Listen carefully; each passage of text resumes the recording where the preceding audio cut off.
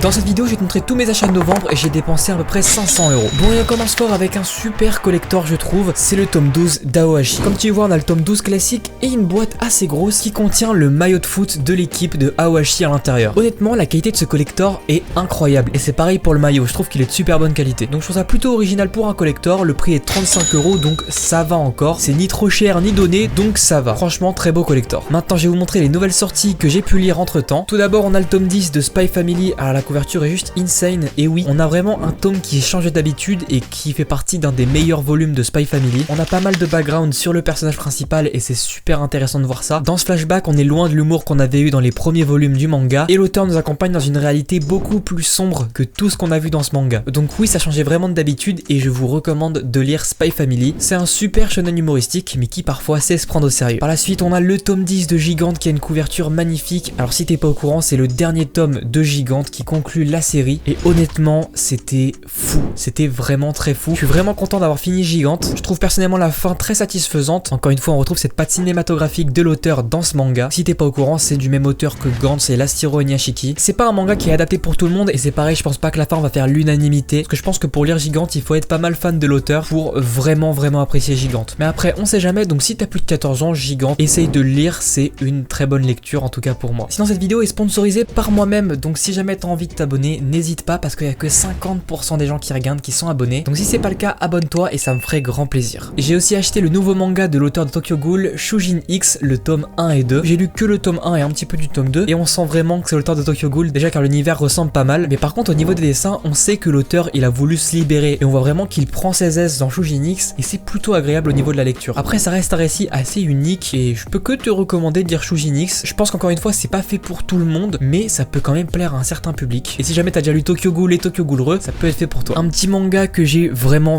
adoré, à chaque fois je vous en parle, mais c'est 100 Bucket List of the Dead, le tome 7. J'ai surkiffé ce volume 7, c'est peut-être un de mes préférés. J'adore vraiment ce manga parce que ça n'arrête pas en fait, le rythme est tout le temps présent et c'est pas du tout prise de tête. Par exemple, quand je lis Bucket List of the Dead, j'ai pas besoin de relire le tome d'avant puisque ça se lit très facilement et c'est une histoire qui reste quand même assez simpliste, même s'il y a beaucoup d'action. Donc ce manga, c'est une petite série humoristique que je peux que te recommander. Je vais prendre ça pour un compliment. Mais je t'ai pas parlé série en fait. C'est du même auteur que Alice in Borderland. D'ailleurs, dans le tome 7, on a une référence à ça et c'est plutôt marrant. Enfin bref, fonce lire ce manga, c'est une véritable tuerie. D'ailleurs, mets-moi en commentaire, c'est quoi le manga que t'attends le plus? Ça m'intéresse et je mettrai un petit cœur juste en dessous, t'inquiète pas. Une nouveauté chez Kana, c'est Boys Abyss. Je vous avais dit dernièrement que j'avais du mal avec Kana parce qu'il sortait pas assez de titres assez sombres, etc. Et bien écoutez, Boys Abyss, c'est totalement le manga que je recherchais et surtout pour combler le catalogue un petit peu faible de Kana pour ce genre de titre. Alors Boys Abyss, c'est une tuerie. Voilà. J'aurais beaucoup de mal à définir ce manga, je dirais que c'est une sorte de romance assez sombre, assez dark, plutôt adulte quoi. Je vais enlever le bordereau pour que tu puisses voir la couverture, mais je trouve aussi qu'au niveau de la couverture, c'est absolument magnifique. Et c'est pareil niveau dessin, c'est super bien dessiné. Je peux que te recommander Boys Abyss, encore une fois pour public averti. Ce mois-ci, je me suis aussi mis à jour sur Blue Lock et j'ai eu l'occasion de lire jusqu'au tome 9, donc il me reste plus qu'un tome pour être à jour sur Blue Lock. Un manga qui mélange foot et Battle Royale et qui est pas mal en vogue en ce moment. En plus, on est en période de Coupe du Monde, alors c'est plutôt adapté si jamais t'as pas encore commencé Blue Lock. Muneyuki Kaneshiro au scénario, c'est l'auteur de Jagan, incroyable encore une fois. Une de mes meilleures lectures du moment, je peux que te recommander, c'est incroyable. C'est pareil niveau dessin, ça suit pas mal. Donc voilà, j'ai rien d'autre à dire, mais Blue Lock c'est excellent. Maintenant on va passer aux nouvelles sorties que j'ai pas encore lues mais que j'ai acheté. Déjà le tome 8 de Solo Leveling qui est toujours un si bon webtoon, mais bon, j'ai pas encore lu ce tome 8. Un autre webtoon qui est tout aussi bon que Solo Leveling, c'est The Return of the Demon Master. C'est mon libraire qui me l'a recommandé. C'est un super webtoon qui raconte l'histoire d'un mec super puissant dans un monde un peu fantastique qui va se réincarner dans notre monde d'aujourd'hui et il veut juste de pas avoir de problème. Sauf que ça va pas se passer comme prévu évidemment. Tout comme Solo Leveling, tu sais, c'est un petit peu le webtoon jouissif qui fait vraiment plaisir à lire avec un personnage principal qui est surcheaté. Mais bref, c'est juste trop bien. Donc si jamais tu vas découvrir un petit webtoon à peu près dans la même veine que Solo Leveling mais dans notre monde actuel, je te conseille vraiment ce petit webtoon, je suis sûr que tu vas kiffer. Sinon après j'ai acheté aussi le tome 3 de Dead Flag, donc c'est l'avant-dernier tome, c'est une sorte de petit battle royale, voilà, mais ça reste assez cool à lire là aussi pour public averti. Et je me suis procuré le tome 12 de l'incroyable Blue Period, là aussi que j'ai pas encore lu, mais j'attends que ça sorte tout doucement puisque